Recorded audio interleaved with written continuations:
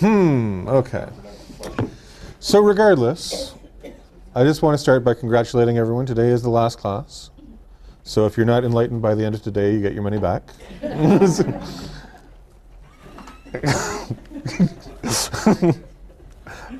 Okay. I'm here all week. Okay. All right. So the topic today is the 10 Dharma realms and the 5 vehicles. So for those of you, especially those of you who are new, you're probably saying, what? It's not a normal topic. It's not the Four Noble Truths. It's not karma. It's not the Noble Eightfold Path. It's a little bit of a different teaching, right? So it is fairly involved. Like there's a lot to know about it before it can really be useful. So a lot of today may be very kind of factual to you. But as we're going through, try to keep in mind that it's still intended to be practical in our daily life, right? So as we go through the topic, as we go through the facts, try to just keep in your mind, like, how can I apply this to my daily experience, to my daily life, things like that. Otherwise, it's just going to be a bunch of facts by the time we're finished, right? So we try to keep it relevant. But like with anything, you need to have the knowledge before you can apply it. So today, depending on how the time goes, a lot of it may just be knowledge as opposed to application. So, but we'll see how it goes. And hopefully everyone had a chance to read this booklet, either online or you have a copy. So this is the one on rebirth, number 6. So I'm not going to talk directly about a lot of this. It's just more background knowledge that I hope that people would read it and have it before we started today. Now I read in the Globe and Mail last week, they published the results of a poll. And the question was, do you believe in life after death? Right? Did anyone else see this? A couple of people. So the question was, do you believe in life after death? And they've been asking this every few years. They do this poll since like the 1950s. And apparently the answer has never really changed. Like the percentages, the answers never really vary that much. Right? So basically it comes down to, and this is not Buddhist, this is like Christians, atheists, like general population. And I don't know if this will surprise you or not. So 50% say yes, they believe in life after death. 20% said no way, there's no such thing. Right? It's this life and that's it. And 30% said, I don't know. Not really sure. So that's kind of like, if you look at the general population, that's kind of the division, right? And I think if you surveyed a Buddhist audience, it might be substantially different, but I'm not sure. But could I just let's do the poll sort of informally here, right? So how many people believe that there is life after death? Okay. Life after death. Do you believe that there's such a thing as life after death? Okay, that's the next question. So those are the people, you guys, obviously more than 50%. How many people are not sure if there's life after death? 1, 2, okay. How many think no way, there's no such thing? 1. Okay, so interesting skew on the poll. Okay, good. So, and of course, in Buddhism, when we talk about life after death, we're talking about rebirth. We're talking about taking on a new life, right? And actually, I was actually surprised. I wasn't surprised by our poll here, but I was actually surprised by the 50%. Right? It seemed actually kind of high. And sometimes I wonder, like, do people believe, like, if you do believe in life after death, is it just because, like, the alternative is just too terrible to contemplate? Right? That it's, I'd rather, whether or not I really believe in it, I'd rather just say I believe in it because the alternative is kind of bleak. So, but we don't know. But anyway, the reason I did that is because if I had a lot of people who didn't believe in life after death, we were going to talk more about question 2, but I think we'll probably skip over it in the handout. So we'll touch on it briefly, but we won't spend a lot of time on it. Now, Grace, I believe you touched briefly last time. I'm sorry I wasn't at your talk, but I think you touched briefly. Okay. Okay. I wish you had, because that would have saved time. Would have saved time for me. So. Did you talk about the 6 realms? No. Okay. So. So most traditions, all traditions, religious traditions, have a belief in some kind of rebirth, some kind of life after death. And in Buddhism, if you're Christian, for example, you think when you're reborn in heaven, you're reborn in hell, maybe you're reborn in purgatory, and you only do it once. Right? In Buddhism, we just do it a lot more, and we have more choices. And what we talk about is these 6 realms of rebirth. Right? So we talk about when we're reborn, we're not necessarily reborn as a human. Right? And a lot of people misunderstand that. They think if you believe in reincarnation, it's like, okay, I was like, Henry V in a previous life, or I was Cleopatra, or whatever. Which may be, but chances are you weren't. But you were, we say reborn in one of these 6 realms, of which human is only one. So you could have been reborn in a heaven realm, right? You could have been reborn as a human. You could have been reborn as what we call an Asura, right? Which is, actually I'll go through what each of these are in a minute. There's also animals, hungry ghosts, or in hell. Right? And in Buddhism, we've got a lot of different hells. We've got a lot of different heavens. There's like 28 heavens that we talk about in Buddhism. I'm not sure how many different kinds of hell there are, but there's lots of them, right? And these can be considered to be, you have to consider them in 2 ways. First of all, you should consider them as physical places, physical realms. Right? So like there is a place where, there's a human realm where we're born, there's heavens, there's hells, that kind of thing. And you can think of those as physical realms if you like. You can also think of them as, for example, humans and animals, we share the same physical space. Right? So there is really no kind of physical separation.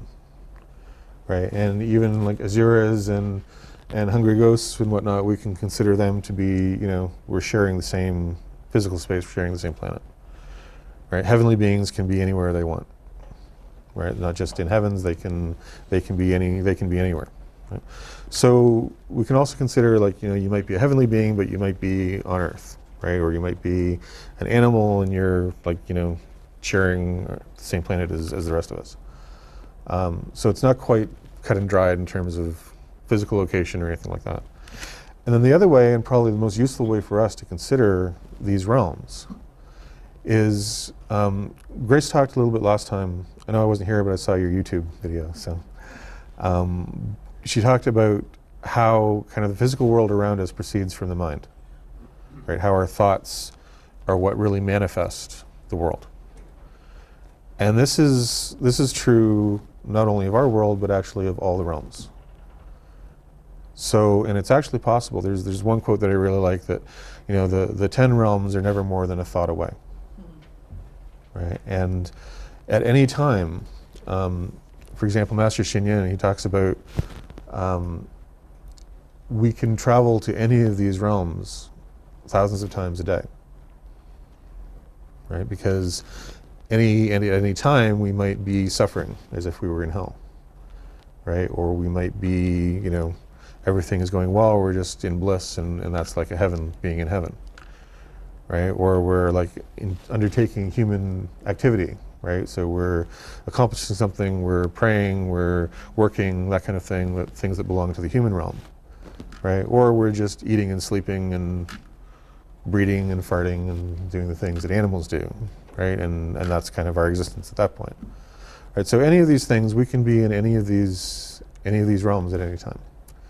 Right? And that, at least for me, that's probably the most useful way in terms of talking about sort of how this relates to daily life. Thinking of it in that way, and that these realms actually are things that proceed from our thoughts, proceed from our minds, right? Proceed from our karma in this life. Right? So when we talk about rebirth, we're not just talking about rebirth after death. Right? Rebirth is always happening. Right? Rebirth is happening right now. Right? Our cells are constantly being regenerated. Right? Our thoughts are always being born and passing. right? So we can consider that like in any moment we're being reborn. When it comes to death, though, right? How many people, again, show of hands, how many people have studied the 5 skandhas? Hands really up, please. Okay. So that's most people. So when we talk about 5 skandhas, we're talking about the Buddhist definition of the self, right? Which is divided into the body and the mind, right? So body is our form, mind are things like thoughts, feelings, consciousness, etc. And then when we look at just consciousness, there are different layers of consciousness, right? So there's the consciousness that's generated from our senses, right? And there's 5 of those, right? So when we see, when we hear, when we taste, when we touch, each of those senses results in a certain level of consciousness in our minds. There's also our things like our thoughts, the consciousness that comes from thinking, like that voice in our head. But there's also higher levels of consciousness that we're not necessarily aware of all the time, right? So I think Grace might have talked about our alaya consciousness, which is where we store our karmic seeds, right? It's kind of like where our actions are imprinted. And there's various levels of consciousness which are much more subtle. And what we say in terms of life after death, in terms of rebirth, is that when the physical form is extinguished, when the physical form can no longer maintain itself, there is still a level of mind, a level of consciousness, and it doesn't include necessarily thoughts or memories or things like that, but it does include our alaya consciousness.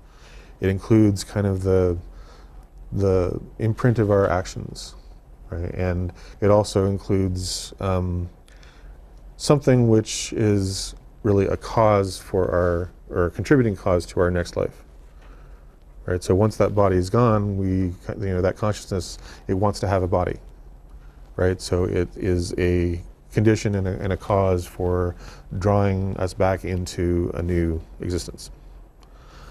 All clear so far? Okay. So, and again, if you believe that, you're probably Buddhist.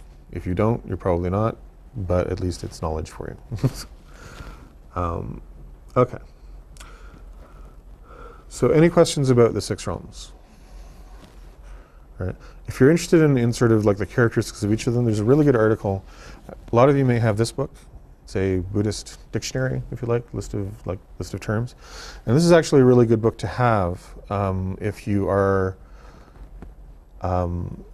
looking into a topic which has like a lot of technical terms that you don't understand, or you need to like have a term explained to you, or you want sort of a little bit more information about it. This is a good place to start, because a lot of good articles about various topics, and the one actually on the 10 Dharma realms is really quite good. So I would recommend having a look, having a read, and getting this book if you are serious about studying the Dharma.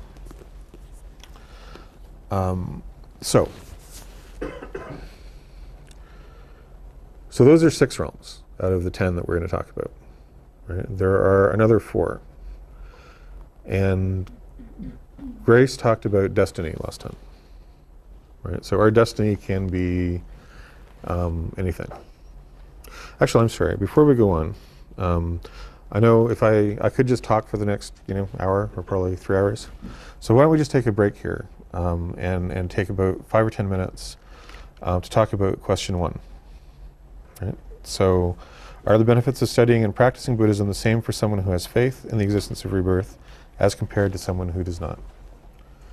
Right? And just to get you started, on pages 2 and 3 of the handout are a number of what are called gathas, or verses, which are from this book. So a lot of you are probably familiar with this book. It's called The Way to Buddhahood. It's by Venerable Yin Shun. And I'll hopefully talk a little bit about the history of this book if we get a chance. But basically the way that it's written is he started off by writing these gathas, right? And he composed these over a period of a year or two in the 1950s. And then he started to expand on them, and it eventually became a book. So for each of these, there's like an explanation of what the gatha means and how to interpret it and whatnot. But the core of the book is really these verses. And he talks about the first chapters are kind of preliminary chapters. They talk about taking refuge. They talk about things like that. And sort of once you've taken refuge, once you're on the Buddhist path, how is it that you can now proceed? Right? And when we talk about destiny, this is a particular destiny that we're talking about, which is the destiny of becoming a Buddha. Right? Which is the one, as Buddhists, we're probably most interested in.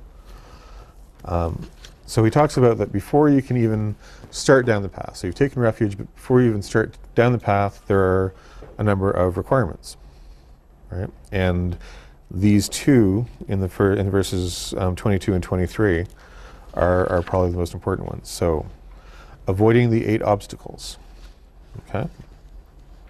So in order to listen to the Buddha Dharma, one must avoid the 3 evil destinies, avoid being born in the longevity heavens, be born in a Buddha age and in the central countries, have healthy sense organs, and be without deviant views.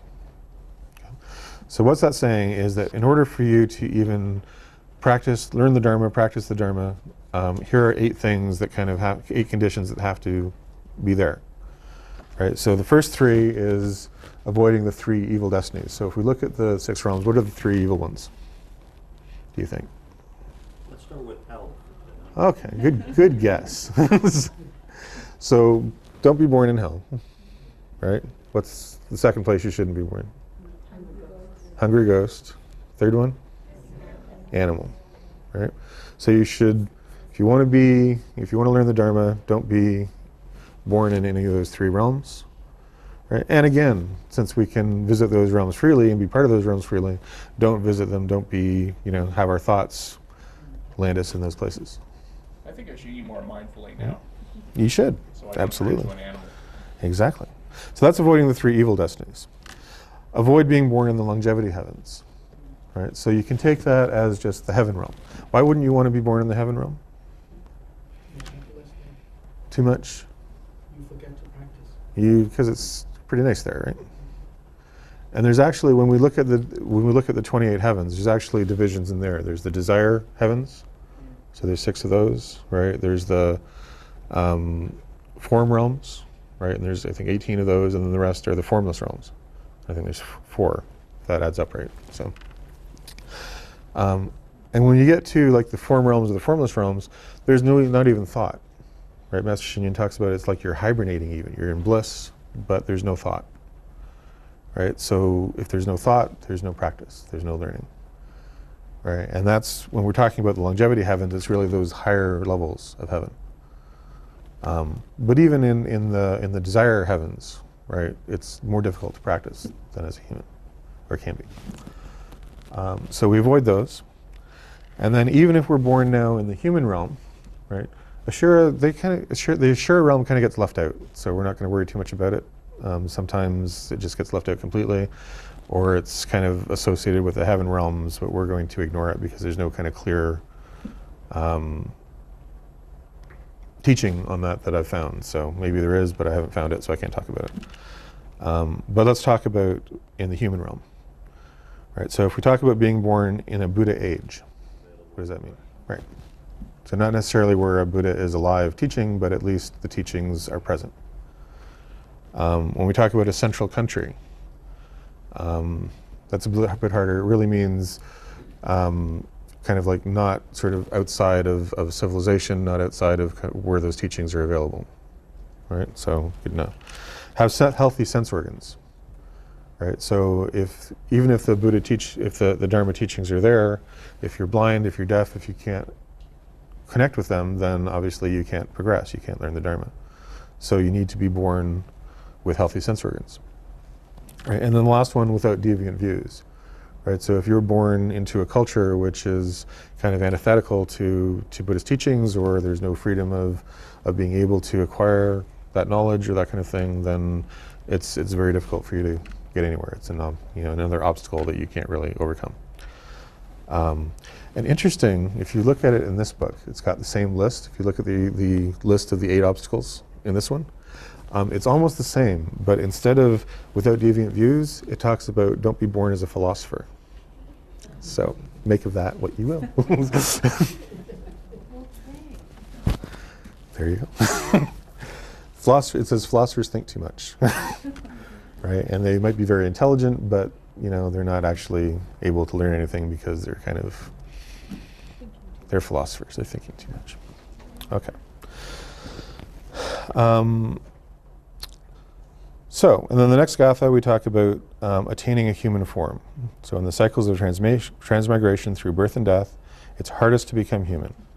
Human abilities to recall, have pure conduct, diligence, and courage are superior to those of the various divine beings. Okay, so that's, and if you think about those four qualities as qualities that humans possess and think, okay, well, if it was a heaven being or a heavenly being, would they have those same qualities? I'll leave that for you to do for yourselves. Okay, so back to question 1. So are the benefits of studying and practicing Buddhism the same for someone who has faith in the existence of rebirth as compared to someone who has not? So if you look at rebirth, if you don't believe in rebirth, right? And a lot of people when they come here, if they're not Buddhists, they could be atheists, they could be from another faith, they could have no faith in rebirth, but they can still benefit from coming and learning the Dharma. Right? And when we talk about sort of the benefits of coming here, right, of practicing meditation, of learning about karma, of learning about the Four Noble Truths, even if you're not a Buddhist, and even if you had no faith in rebirth, you could still benefit, I hope. Right? So what I'd like you to do is just go through and think about, okay, well, what are some of those benefits, even if I didn't believe in rebirth, right? Or for someone who doesn't believe in rebirth, what are some of those advantages, right? And for someone who does, are there any other advantages? Right, so if I do have confidence that there is rebirth, do I have advantages beyond someone who is only, going to benefit basically for this life? Does that make sense? So get together just in groups of maybe 2 or 3, just sort of little pods, groups around you. If it helps to make a list, that's great, but we're not going to do any presentation or whatever. Just do it for about 5 minutes or so. Stop clinging to your conversations and to what you're doing. Let go. Come back. I thought about a bell, actually. So, is everyone back? Is everyone back? Wonderful. Okay. Okay. I don't know if you're going to want to film this part because people are going to be talking, but it's up to you. Okay. So, any thoughts? First of all, for someone who doesn't have any confidence in rebirth, do they benefit from studying Buddhism? What are some of the benefits? If you don't believe in rebirth, if you're only practicing for this life, do you benefit from studying Buddhism? Well, our group came and said that meditation with practice would be beneficial to people that don't believe in rebirth because you can at least learn to calm yourself and get more in touch with your thoughts, even though you don't believe that there is an afterlife. Okay. So those are things that can be helpful in this life to actually get further in touch with your feelings and that kind of stuff. Well, that makes sense because there's a lot of meditators who are not Buddhists, who are not even religious, and they benefit from it. So certainly, right? What else? What else do we, by studying Buddhism, how do you benefit even if you don't believe in rebirth? I think in regards to the present moment, if we still feel that we have one life to live, that we are given an immediacy that we need to practice in this life, and that we at least have more meaning that brings us forward in this life to at least do more that's better or to get into the right direction. So at least make this life as good as it can be. Yeah, and it does, even for those who don't believe, it makes the teaching of the present moment, of being mindful of the present moment, very important, because then they have a sense of immediacy with, I only have one life to live, this is the life to practice, Okay. and to give importance to that. Anyone else? You're doing the right thing for the right reasons, and it's not only just benefiting your own self, but it's for the people around you. Okay. Anyone else? Right. Which is why we don't limit the class to Buddhists only, right? And if we had longer, we could probably come up with a lot of things that are beneficial not only for us, but in helping to make the world better, right? Which is ultimately what we're all trying to do. So how about though if you do have a strong faith in rebirth, right? That this is only one life out of many, that we've had millions of lives, countless lives in the past, and we have the potential to have countless lives in the future, or hopefully not so many before we become Buddhas. Right? So are there additional benefits of studying the Dharma that come from that, having that belief? Actually, Tarek came up with a really good simile, I think. He's saying it's like the environmental cost. If we just believe it's only our life, we would use resources, we would deplete what we have, and not think about the environment that we're passing on to the future. Mm-hmm. That if we're just focused on effects, we would just think about what's good for ourselves and just party it up. But if we're thinking of our children who have to inherit this world, and if we're thinking of future generations, then we're only focusing on the effects and our own selfish interests. So spreading it out to a broader consciousness than just our immediate desires. Okay. And I mean, not to knock that down at all, but just, I mean, even if you didn't believe in rebirth, but you still had a concern for future generations, for your children, whatever, you might still act the same way.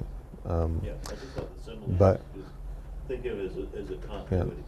And certainly if we think, not only will our children be living in future, the future Earth with whatever the environment is, but so will we, potentially. Maybe we get a bit more interested in what the world looks like 100 years from now, or whatnot, which might lead us to act better. Anything else? Actually, it's not future generation, because if you believe in rebirth, you're coming back. So it's for yourself too. Yeah, exactly. If you come back here, it's a big universe. Anything else? Yes. And awareness specifically, at least to me, right? Awareness specifically of the self and the lack of self, right? So when we talk about no self, if we think about how small we are, right? If there was only us and there's only a self which expired at the end of however many dozens of years, and if that was all there was, that leads you to one kind of view of the world, right? But if you think about sort of how vast the universe is, right? If you think about even just how many living beings are there on the planet, right? And I actually tried to look this up, and no one really knows, right? Because first of all, no one can agree on what a living being is, right? But if you look at how many billions and billions, right? There's like almost 2 million species living on the Earth that we've identified.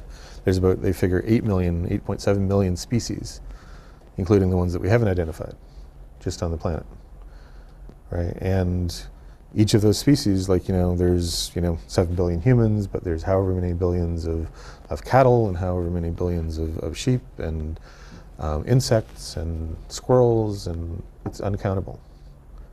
And this is just one planet, right? And one star, right? We don't think there's any other life in the solar system necessarily. Certainly not any with as much life as this one. But in just our galaxy, right, there are 300 billion stars, right? So if every person got a star, we'd each get about 50 stars each, right? So there's that many stars, and that's just in our galaxy, right? And they figure about 200 billion galaxies, right? So take that, it very quickly just becomes unimaginable, right? And the ingredients for life, like carbon and like oxygen and like all the ingredients for life, they don't just exist on our planet, they exist throughout the universe, right? They were cooked in stars when the universe was forming, and they exploded and they spread out all over the universe, right? They're everywhere, right? So the idea that, we're the only planet with life is ridiculous,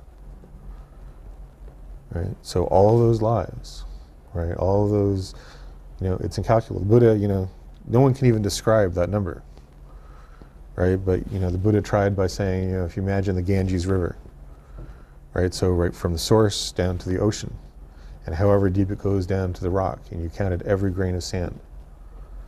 And then you took each one of those grains of sand and you imagined another Ganges River inside of that grain of sand, right? That's how big the universe is, right? And if you think about how long it's been going on, right? And by the way, so we've got 300 billion stars, we've got 200 billion galaxies, and that's just one universe, right? And scientists now say there are, like, you know, countless numbers of universes potentially, right? And just our universe has been around for 13.8 billion years, right? And we can't imagine what 13.8 billion years is like. Right? There's a show called Cosmos. Have you guys seen it? Right? So there's an old version with Carl Sagan, and there's a new one that's come out recently. But Carl Sagan took, he said, if you try to imagine 13.8 billion years, try to compress it down to like 1 year. So if you imagine 1 calendar year, right? So from January 1st to December 31st. And that's the age of the universe.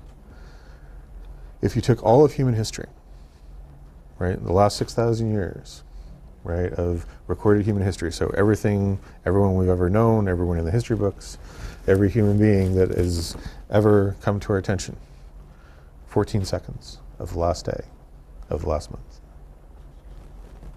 Right? So 14 seconds before midnight.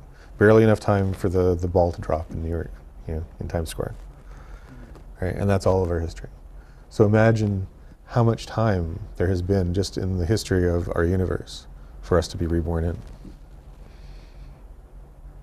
So, if you believe in rebirth, that's our home.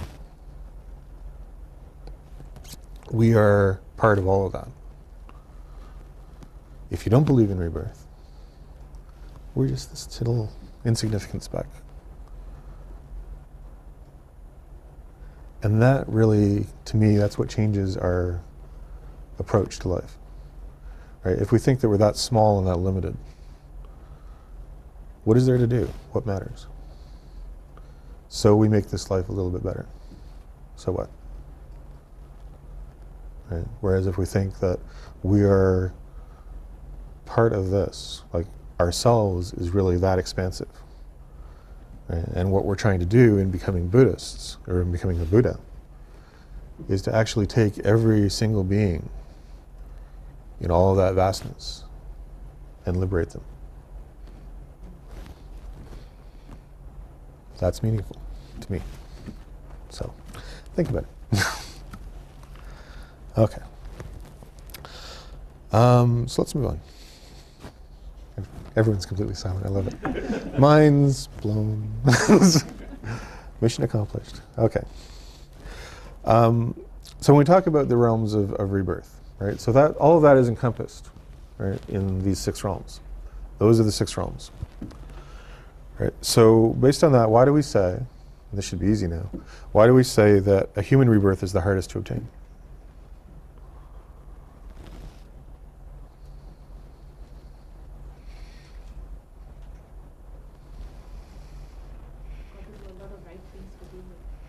Sorry? You've got to do a lot of right things to be here. A lot of right things to be here. If you As look, we were saying earlier, just the amount of animals, species, insects, and everything just in our planet alone, it is us vastly multiplied, and just the chance of being one of those beings, you can imagine, is like 1,000,000 or 1,000,000,000 times greater than even becoming a human again. And that alone, you know, makes becoming a human very rare. right. So if you just think of like the number of organisms on the planet, right, the chances of being one of the 7 billion that are human, right, versus the billions and billions and trillions that are actually out there. If it was random, right, so if it was a lottery system, the chances of being human are very low, right? And we talk about sort of a block of wood floating in the ocean with a hole in it and a turtle coming up for air once every 100 years. Right, and the chances of it coming up through the ocean and having its head come through the hole are kind of the odds, if you like. So, but luckily, if you've already been born a human, you have the chance. Your chances of being reborn a human again are much greater, depending on your actions, your karma, your mind. Right? We say that the cause of being born human is following the precepts.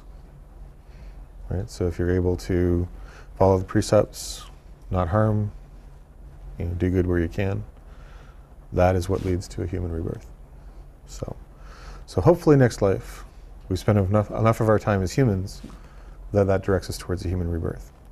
If If we spend most of our times as animals or beings in hell or beings in heaven, our chances are much less. So, and in terms of the most beneficial to attain, so why is it most beneficial to be human? We've touched on this before. Yeah. And the Buddha taught, like, that, and especially in humanistic Buddhism, we teach that the human form is the best one in order to attain Buddhahood. Right? So in the lifetime that the Buddha attained Buddhahood, he was born as a human being. Right? And we say the same thing for anyone, that the best form to attain Buddhahood is as a human. Right? And again, if we look at verse 23, where we talk about these 4 abilities, the ability to recall, have pure conduct, have diligence, have courage. Those 4 human qualities are the ones that most suit us to progressing to becoming Buddhists. Yeah. So the question was, why do we show 2 realms? If the human realm is the best one, why do we show 2 good paths towards Buddhahood, both the heavenly and the human? And I think it's because even though both of them can lead towards Buddhahood, the human one is superior. Whereas the 3 evil destinies, if you like, they don't lead to Buddhahood at all. Right? But in terms of escaping from the cycle of rebirth into Buddhahood, that's really, it can be either, right? But chances are, if you're born human, then your opportunities are better. Okay? Yeah. I actually heard a good saying, as humans, we're dumb enough to suffer, but smart enough to realize we're suffering.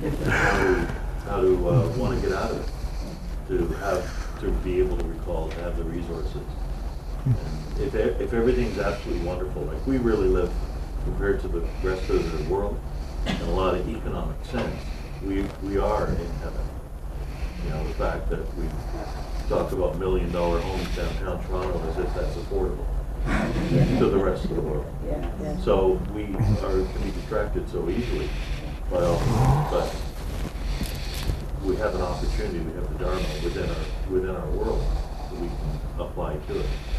But if everything was always perfect, and everything was always blissful, like it is in heaven, it would be easy just to let it be. I'm sorry. Because the heaven realm is more like you spending all your credit. You have so much wealth and credit. All you're doing there is just spend it. And the human realm is more, you can spend your credit, but you also have the opportunity to earn your credit.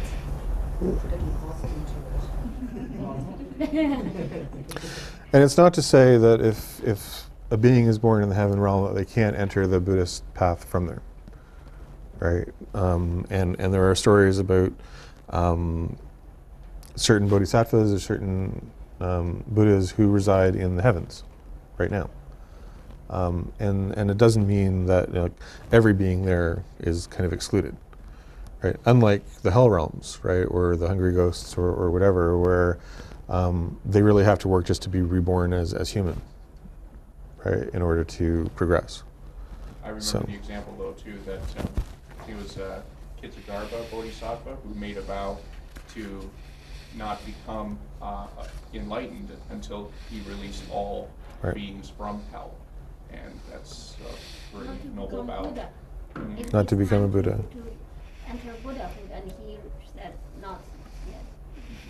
So that, for those of you who didn't hear it, Siddhagarbha Bodhisattva, right, who we say is being reborn in the hell realms again and again, in order to, because those beings in hell, they don't have anyone to help them be reborn elsewhere.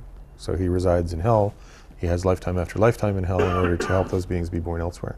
And he's vowed not to become a Buddha until hell has been emptied, that all beings in hell have been born elsewhere. I don't think we have time to get into all of it. If we had a class just on karma and rebirth, we could talk about that more, but it's, if on balance we do unwholesome actions, the chances of us being reborn in hell are a lot greater, right? If we do wholesome actions, then being born as human or in the heaven realms is much greater. And again, like, if we're thinking of these as kind of like physical places, that's probably the wrong approach, right? We need to think of them as psychological states, right? Or things that are proceeding from our minds. So, all right. And just the Gatha 24 here, I just want to read for you. And this kind of has to do with once you do have a human rebirth, it's hard to become human, but having become human, one should vigorously practice the Dharma. Do not waste time. This is like entering the mountain of treasure and returning empty-handed with regret. Right? It kind of echoes on what Ryan was saying, that like, while we're here, we better make use of it, because there's no guarantee for the next lifetime. Right? And the more that we are diligent, the more that we do practice, the more that we do learn, the better our chances to stay in that state. Right? To eliminate our negative energy, negative karma, negative thoughts, and have rebirth in the human or the heavenly realm. Again, whether it's in a future life or whether it's in this life. Okay. All right. Just very quickly, because these terms come up a lot, I want to talk about the other 4 holy realms. Right? I'm not going to spend a lot of time on these because they don't really apply to us all that much, because none of us are at this stage. But we talk about 4 different holy destinations, holy destinies, if you like. Starting with the Shravaka Buddha, the Pratyeka Buddha, Bodhisattva, and then the fully enlightened Buddha. So these are kind of 4 different stages or 4 different levels. So you could progress through all of these in your path of becoming a fully enlightened Buddha. The differences between them, so a Shravaka Buddha, or a Shravaka, is someone who achieves Buddhahood through hearing the Four Noble Truths. Right? So they hear and study the Four Noble Truths, and that idea of understanding, suffering, cause of suffering, end of suffering, the cause to the end of suffering. That's what leads them to realize ultimate enlightenment. Right? And those are sometimes divided into 4 other categories. They're more common terms in Theravadan Buddhism, but we use them in Mahayana as well.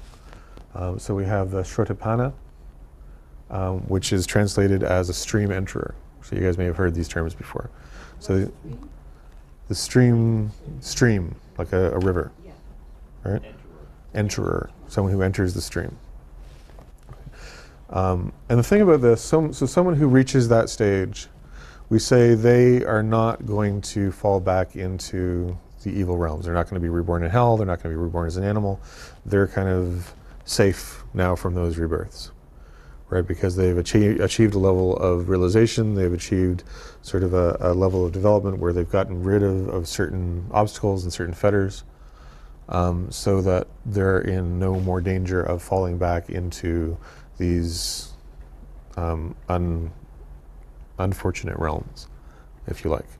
So, and the convention is to say a stream enterer, a Shrotapanna, will only have a maximum of, say, 7 more lifetimes, either on, in the human realm or in the heavenly realms.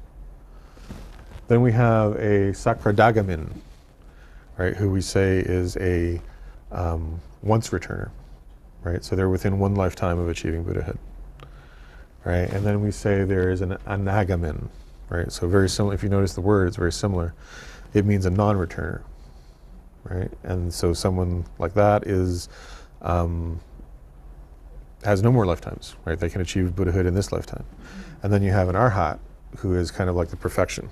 Right, so for a Theravadan, that's kind of like that's the same as Buddhahood. Right, and the difference between the Theravadan and the Mahayana traditions is that we actually go past that to say there's also a Bodhisattva path, right? And beyond that, there's supreme enlightenment of a Buddha. Right? So all of these are paths that lead to Buddhahood. Right? Now you can actually escape from birth and death at any of those 4 levels. I didn't mention, so the Pratyeka Buddha, the Pratyekas are, instead of hearing the Four Noble Truths, these are people who have realized, dependent origination, they've realized enlightenment without the benefit of a teacher. Right, so they're seen as kind of like, they might be from distant countries, they might be from places where the Dharma doesn't necessarily exist, they don't have a teacher, but they were still able to realize Buddhahood. Okay? So that's a Pratyeka Buddha. So those are the four holy realms, right? The reason I mention those is because we need to understand those in order to understand the five vehicles. Right, so when we talk about the five vehicles, usually we talk about five vehicles, and if you look at the diagram, so in order to realize a destiny as a Buddha, right, and to study the Dharma, there are five realms out of the 10 from which you can do that. Right, so the divine, the heavenly vehicle, the human vehicle, and then these other three, Pratyeka, Sravaka, and Bodhisattva. Right, so five vehicle Dharma includes all of those. Right, which means, as a human being, we can enter the Buddha, we can become Buddhas as humans, right, or as divine beings, right, or as the others. When we talk about the three vehicles, we exclude the divine and the human vehicle. Right, so in order to follow the three vehicle practice, right, three vehicle division into Buddhahood, you are either a Pratyeka, Bodhisattva, or Sravaka. Right, so that's three vehicle practice. And then the single vehicle, the one vehicle practice is just the Bodhisattva path. Okay, so that's the main division. And to explain how this works, we need to talk about the last page.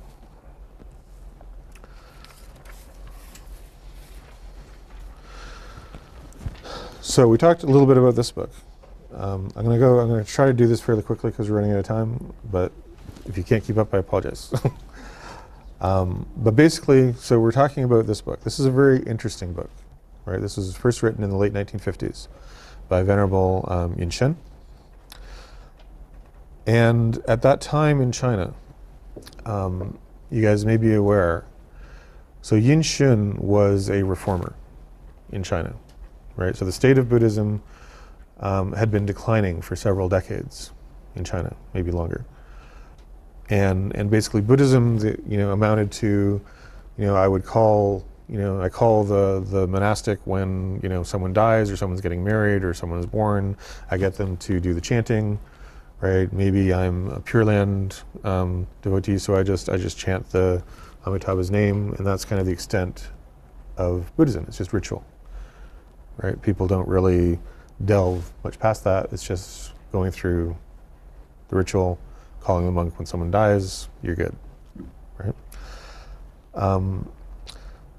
One of Yin Shun's direct influences was a monk named I'm not sure how to pronounce it, Taishu or Taizu? Can someone help me? Taishu? Okay. So Taishu was one of the first and one of the main reformers of Chinese Buddhism, particularly like in the 1920s, 1930s, etc. And his mission, he had three missions in life, right? So the first one was to reform Buddhism, right? So he wanted to reform not only kind of the practice, the way people practice Buddhism, but also the monks in the monasteries themselves. So he did a lot of work trying to accomplish that. The second thing, and this may sound familiar to you, is he wanted to achieve a pure land on earth. Right? Instead of the pure land being something kind of distant, something in a future life, he said the pure life is something that we can achieve on earth today, which is something that we still say in humanistic Buddhism. Right? And the third thing that he wanted to accomplish was, I forgot. When your brain goes completely blank? This is why I should write down notes more often. It'll come to me, maybe. Emptiness, there you go. To propagate the Dharma, right? So the next thing he wanted to do was, rather than just worrying about sort of his local community, in China, to propagate the Dharma across the world. So a lot of his writings were, he tried to write to make it more accessible to a wider audience, even beyond China. Okay. So those three things, he wasn't necessarily successful at all of them, but Yin Shun took them up, right? And that is a lot of the purpose of this book, right, is to accomplish those things, to help. So it's fairly simply written, It's written so that, even once it was translated, we could understand it, being non-Chinese. And it is really written with a humanistic Buddhism, not just a Mahayana sensibility, but Yinshin is really like one of the major influences on humanistic Buddhism, right? And a lot of it is because of this book. So that's one kind of main influence for this book. The other one is a much older and more of a Tibetan tradition, right? Which started with a sage named Atisha, right? Who lived in the 10th century, right? So he was Indian. He spent a lot of time in Sumatra. He spent about 12 years in Sumatra in Indonesia, and then he came back to India. He was all set to retire, but then he got a request from the Tibetans to come teach in Tibet. So he went and he spent the rest of his life in Tibet, or most of the rest of his life in Tibet. And one of the books, one of the core texts that he wrote was something called A Lamp for the Path to Enlightenment. And that is where this idea of 5-vehicle, 3-vehicle, single vehicle comes from. Right? It was his interpretation of obviously earlier Buddhist texts, Buddhist sutras, but he was the first one to really kind of expand this idea of these 5 vehicles. And it came down through, it was expanded by a Tibetan teacher named Tsongkhapa, right? And eventually that was a big influence on the writing of this book. So when you read this book, you see 5-vehicle, 3-vehicle, single vehicle as kind of the main divisions of the teachings. And then from there, and you can see below that, there were kind of 4 Taiwanese teachers that kind of came out of this tradition, this humanistic Buddhism, and specifically Yinshin influenced all 4 of these strongly. One of them is our master Shin Yin, but also the other 3 are really famous Taiwanese Buddhist teachers. Right, Shin Yin is Dharma is fairly similar in philosophy to Foguanshan. Wei Shu started basically a Chan monastery, which is still going very strong. And Cheng Yin started what's basically a humanistic institute. So they do a lot of relief work and that kind of thing around the world. So, okay. So all of that is just to put into context where this idea of 5-vehicle, 3-vehicle, 1-vehicle comes from. So when you read this book, you see those divisions. When we look at verses 25 and 26,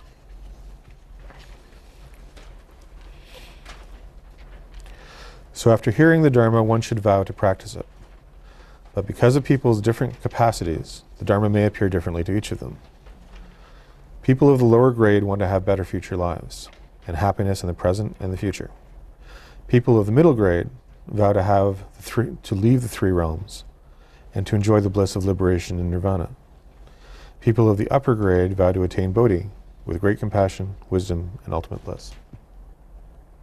Okay. So what that suggests to us is that there are different kinds of practitioners. Right? There's low, middle, and high. And of course, as North Americans, we want to all be on the high one. And the differences between them, right? If you're in the human realm, right? Well, let's start at the top. So if you're in the Bodhisattva realm, your concern is to liberate all beings, right? It's bodhicitta, right? It's practicing the 6 paramitas, perfecting the 6 paramitas, right? And that's kind of your path. That's the teachings that are most important to you. That's the path through which, the door through which you attain Buddhahood. If you are a 3-vehicle, in the 3-vehicle division, right, the middle of the division, then it's not so much the bodhicitta path that you're following, it is the idea of renunciation, right? So I'm following the 4 Noble Truths, and really the reason I'm doing it is because I'm trying to get out of this cycle of birth and death, right? It would be nice if everyone did it, but at least for me, if I can get out of this cycle of birth and death, if I can attain Buddhahood, if I can get out of this cycle, that's the most important thing. So I renounce the world, right? I actually have kind of a distaste even for future rebirths, even if they're pleasant ones, because I know that everything, First Noble Truth, life is dukkha, right? So whatever pleasure I get is temporary, it's illusionary. I want to get past it. So That's my driving force, if you like.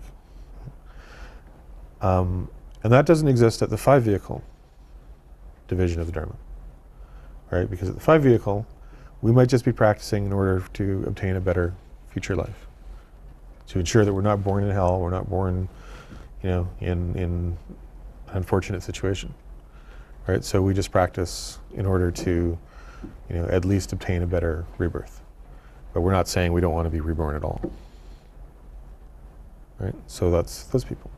And if we're really honest with ourselves, if I'm really honest with myself, I can't say that I am at either of the 3-vehicle or single vehicle stages, right? Because I'm still thinking in terms of a future life. So, complicated? Confused? A little bit? Okay. The point of it, and part of what Master Yin Chin was doing, a lot of the teachings kind of emphasize the 3-vehicle division. And even here we start learning the Four Noble Truths, we talk about renunciation, we talk about getting out of the cycle of birth and death, etc. One of the distinguishing features, I think, of humanistic Buddhism is that even though we still teach that, we are emphasizing life in the human realm, right, and practice in the human realm. So we talk about things like, if you look at question number 2 under that section, right, right view, knowing good and evil, knowing karma, past and future lives, etc. All these things are things that will lead us towards Buddhahood, but don't necessarily mean that we're renouncing birth and death, right? But all of these things are good practices, and they're things that will lead us forward, right? And especially following the precepts. That's kind of the key. Same way that bodhicitta is key to the bodhisattvas. Same way that renunciation is key to the 3-vehicle or the 2 vehicles, being the prachekas and the sravakas. And the same way that, in that same way, following the 5 precepts is key to 5-vehicle practice. So the question I have for you is which one of those 3 divisions is superior? Right?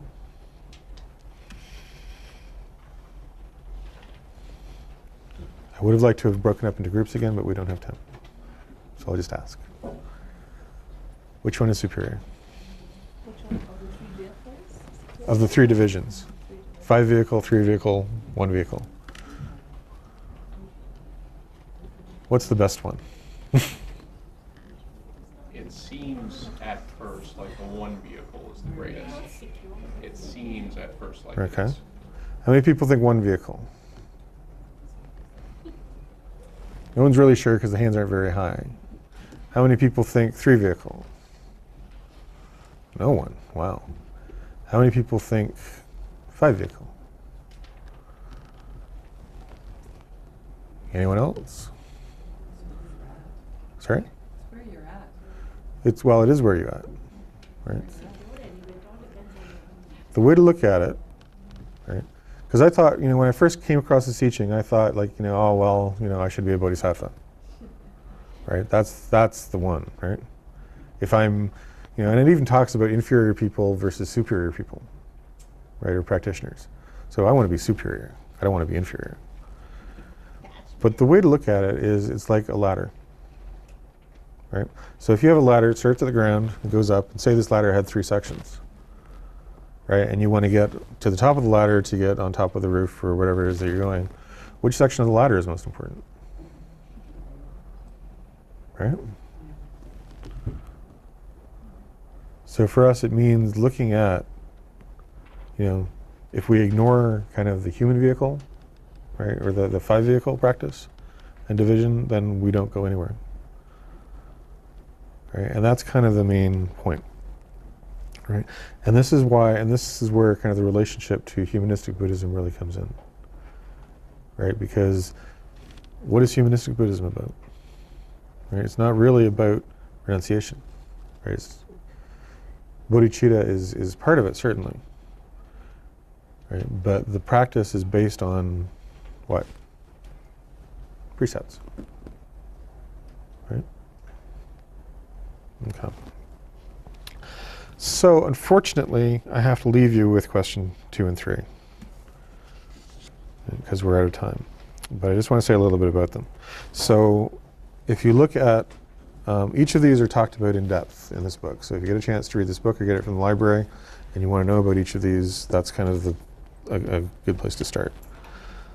But if you look at, if we have a Buddhist practice, right, if we are looking for a destiny which ends with Buddhahood, do you think you can exclude any of these aspects? Right? Do you think you can not believe in rebirth and think that, and truly follow, be a genuine spiritual practitioner of Buddhism? Right? Which gets back to the question that we started with. Right?